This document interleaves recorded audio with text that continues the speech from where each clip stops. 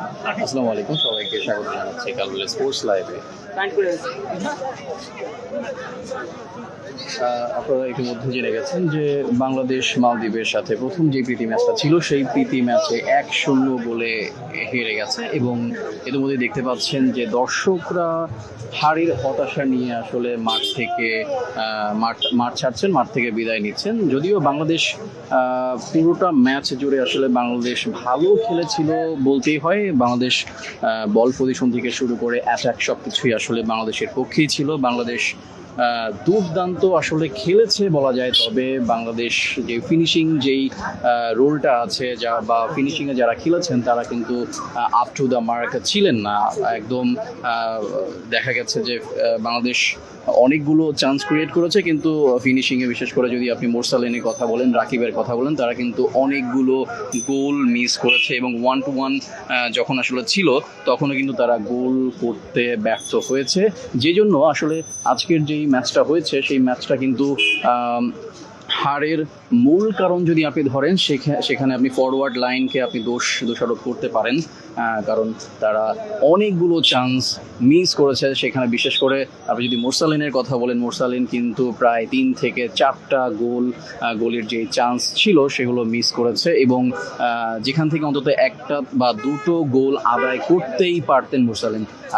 তাছাড়া ধরেন মাঠে আসলে দেখা গেছে যে বাংলাদেশের একটা যদিও ভালো খেলেছে, আগেই বলেছি যে, বা আপনারা যদি খেলা দেখে থাকেন অবশ্যই ভালো খেলেছে বাংলাদেশ। তবে একটা বড়লো অবস্থা বা প্লেয়ারদের সাথে ফুটবলারদের সাথে যে একটা কানেকশন, সেই কানেকশনে আসলে অনেকটা ঘাটতি দেখা গেছে এবং পজিশনিংয়ের যেই বিষয়টা যদি বলা হয় সেক্ষেত্রে বল পাস দেওয়ার পরে রিসিভ করা এবং ঠিক পজিশনে আসলে ফুটবলারদের থাকায় এই বিষয়টা আসলে লক্ষ্য করা যায়নি বাংলাদেশের ফুটবল থেকে। তবে ওই যে বলেছি যে বাংলাদেশ পুরো ম্যাচটাতে ভালো খেলেছে, বল পজিশন, বল পাসিং সব কিছু আসলে বাংলাদেশের পক্ষে ছিল। বাংলাদেশ অনেক ভালো ছিল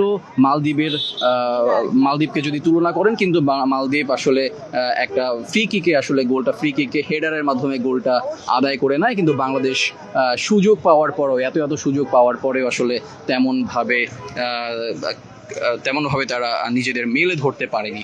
এই হচ্ছে আজকে বাংলাদেশ এবং মালদ্বীপের প্রথম যে ম্যাচটা আছে। আপনারা দেখতেই পাচ্ছেন যে টিম বাস বাংলাদেশি ফুটবলাররা এবং মালদ্বীপের ফুটবলাররা বেড়ে যাচ্ছেন এবং দর্শকরা তো অবশ্যই বের হচ্ছেন। দর্শকদের ভিতরে হতাশা খুব আছে, কারণটা জানেন যে পুরো ম্যাচটায় আসলে ভালো করার পরেও, এত চান্স ক্রিয়েট করার পরেও আসলে গোল করতে না পারার যে একটা অক্ষমতা বলবেন, সেই অক্ষমতাটা আসলে কিন্তু বাংলাদেশের ফুটবলারদের কাছ থেকে দর্শকরা দেখেছেন এবং যতগুলো চান্স আসলে ক্রিয়েট হয়েছে সবগুলো না হলেও 2-1টা গোল যদি হতে পারতো তাহলে কিন্তু বাংলাদেশ একটা জয় নিয়ে ফিরতে পারতো। অন্তত বাংলাদেশের শেষ দিকে যত বল চাপানোর দিক থেকে বাংলাদেশ শেষ দিকেও কিন্তু অনেকগুলো বল আসলে মালদ্বীপের জালের কাছাকাছি নিয়ে গেছে, কিন্তু এখানে দুর্ভাগ্য বাংলাদেশের। অবশ্যই ভাগ্যকেও আপনি দোষারোপ করতে পারেন, কারণ ভাগ্যটা সহায় ছিল না। একটা বল বাড়ে লেগে যায় এবং শেষে যে একটা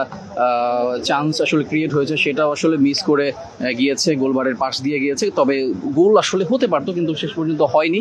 বাংলাদেশের ফরওয়ার্ডদের ব্যর্থতা, পাশাপাশি যদি মিতুল মারমার কথা বলেন, মিতুল মারমাও হচ্ছে দেখা গেছে যে বল রিসিভ করতে গিয়ে তিনি পড়ে যাচ্ছেন এবং এক্ষেত্রে ভাগ্য হয়তোবা বাংলাদেশেরও ভালো, কারণ আরও 2-1টা গোল বেশি হতে পারতো। শেষ পর্যন্ত বাংলাদেশের গোল এই 1-0তেই আসলে বাংলাদেশ হেরেছে।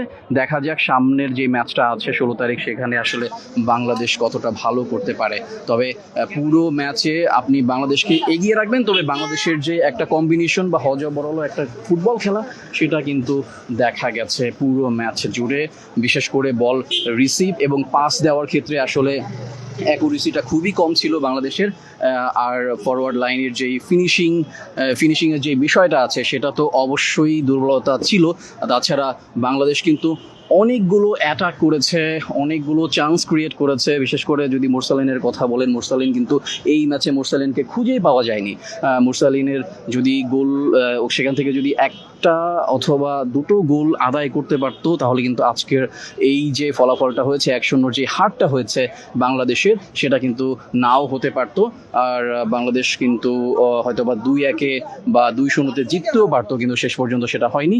বাংলাদেশের ফরওয়ার্ড লাইন আপ যারা আছে, শুধু ফরওয়ার্ড লাইনই না, বাংলাদেশের ডিফেন্সেও কিছু কিছু দুর্বলতা দেখা গিয়েছে। বিশেষ করে 10 নম্বর ফুটবলার যিনি রাকিব, তাকে গিয়ে ক্লিয়ারেন্স করতে হয়েছে মাঝে মধ্যে। এইটাও আসলে হতাশাজনক। আজকে বাংলাদেশের ম্যাচটা যেটা হয়েছে, সেই ম্যাচটা দেখে অনেকে হতাশও হয়েছেন, আবার অনেকে তাদের আশা সঞ্চারও হয়েছে। তবে ওই যে বলা হচ্ছে যে বাংলাদেশ ভালো খেলেছে কিন্তু ফলাফলটা আদায় করতে পারেনি। এই হচ্ছে আজকের ম্যাচের পরিস্থিতি। দেখতেই পাচ্ছেন সবাই আসলে বের হয়ে যাচ্ছে, বের হওয়াটাই স্বাভাবিক, কারণ ম্যাচের যখন 7 মিনিট এক্সট্রা টাইম দেওয়া হয়েছিল তখন থেকেই আসলে দর্শকরা বের হওয়ার একটা যেই প্রবণতা ছিল সেটা আসলে দেখতে পেরেছি আমরা মাঠে। দর্শকরা তখন থেকেই মাঠ ছাড়তে শুরু করেছিল, কারণ বোঝা গিয়েছিল যে এত অ্যাটাক করার পরেও ফিনিশ করতে পারছে না, হয়তো বা শেষ 7 মিনিটে আসলে কিছু হবে না। এই জন্যই মাঠ থেকে দর্শকরা বের হতে থাকে এবং এখন পর্যন্ত সেটা অব্যাহত আছে। দেখা যাক 16 তারিখের ম্যাচে বাংলাদেশ আসলে কতটা ভালো রেজাল্ট করতে পারে। আপনি জানেন গতকাল বাংলাদেশের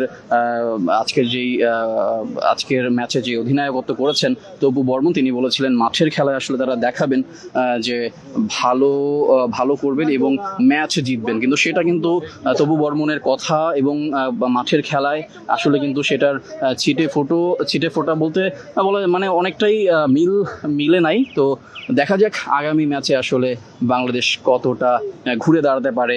আর এটা তো অবশ্যই গুরুত্বপূর্ণ বাংলাদেশের জন্য, কারণ বাংলাদেশ যদি এএফসি চ্যাম্পিয়নশিপে যদি ভালো করতে হয় বা তুলনামূলক কম শক্তিশালী দলের সাথে খেলতে হয় তাহলে কিন্তু 2টা ম্যাচই জিততে হতো। প্রথম ম্যাচটা হেরে গিয়েছে, র্যাঙ্কিংয়ে হয়তো বা অবনতিও হবে বাংলাদেশে। দেখা যাক পরের ম্যাচটা বাংলাদেশ জিততে পারে কিনা বা কেমন করে, সেটাই দেখার বিষয়। এই ছিল বসুন্ধরা কিংস অ্যারেনা থেকে বাংলাদেশ এবং মালদ্বীপের যে ম্যাচটা ছিল সেই ম্যাচটার সর্বশেষ। সবাইকে ধন্যবাদ এতক্ষণ সাথে থাকার জন্য।